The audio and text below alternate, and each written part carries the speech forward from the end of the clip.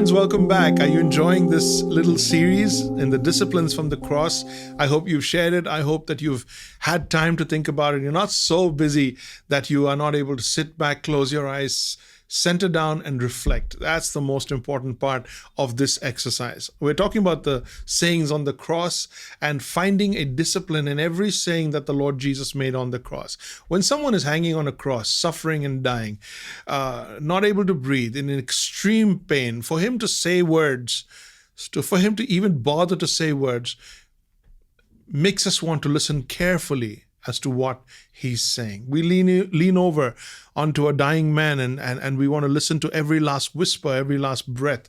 That's how important it is. And as we focus in, here's the third thing that the Lord Jesus said on the cross. It's found in John chapter 19, verse 26 and 27. He turns to his mother and he turns to John and he says this. He says, "Woman, behold your son. Son, behold your mother. John, behold your mother. Women, behold your son." And he says, "Behold your mother." That speaks of service.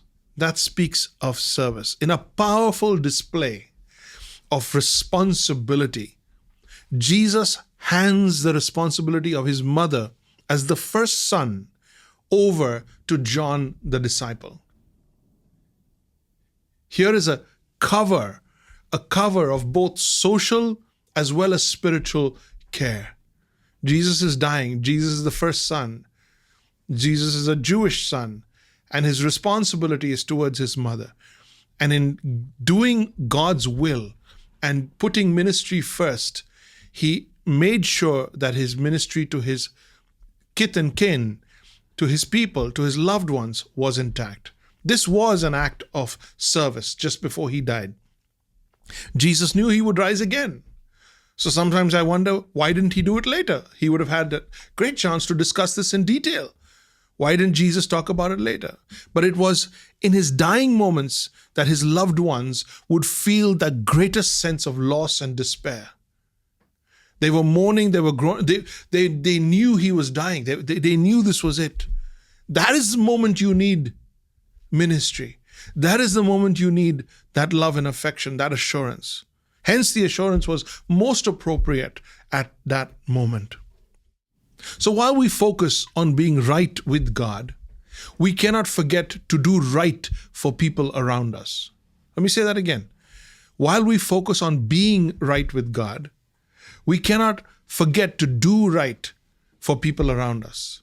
This is a life of service that reflects Christ's care for his own people, for his own.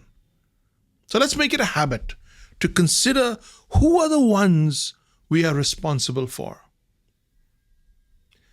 Slow down, think with me. Think with me, don't be distracted. Let's make it a habit to consider who are the ones we are responsible for. We don't exist in a bubble. We exist in a network of relationships, people, families, that give us our identity and our sense of belonging. God has put us in family, God has put us in relationships, and ministry begins at home. Service begins to the people around us. And Jesus never forgot that. Jesus never ignored that, neglected that, even from the cross. So we turn around and we look after our own, and we recognize that while we are focusing on God's mighty ministry and purposes for our lives, we take care of those around us and we look after those around us. Many have done ministry at the neglect of service. Many have cared for their families and called it their ministry. Both are very different things, and we need to focus. May the Lord bless you as you give thought and attention, and every day stop to consider, Lord, who am I? Whose am I? And who needs my service? Who needs my care? Who should I be existing for? Who should I care for? It's a great discipline to get us off ourselves, overcome ourselves, and actually exist for others as a service, as a life for others. The Lord bless you. Keep thinking. Write to me. I'd love to hear from you. And till tomorrow, stay close to Him.